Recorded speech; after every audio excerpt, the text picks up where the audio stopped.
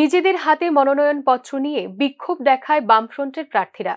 রাজ্যের সন্ত্রাস নিয়ে শাসক বিজেপিকে তীব্র ভাষায় আক্রমণ করেন সিপিএম নেতা পবিত্র কর।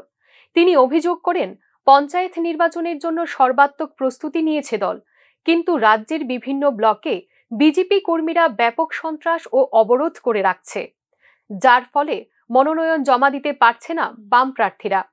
রাজ্যে কোনো ধরনের গণতান্ত্রিক পরিবেশ নেই বলে পবিত্র কর জানান। নির্বাচন কমিশন বিজেপির পকেটে ঢুকে কাজ করছে বলে জানান তিনি। ব্লকে প্রথম আমাদের প্রার্থী এবং আমাদের যারা সর্বদলীয় মিটিংয়ে গিয়েছিল তাদের উপর আক্রমণ করে আমাদের প্রার্থীদের বাড়িতে বাড়িতে গিয়ে রাত্রিবেলা।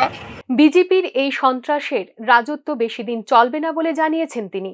ইতিমধ্যেই দেশে এবং রাজ্যে বিজেপি দলে ধস নেমেছে বলে উল্লেখ করেন পবিত্র কর।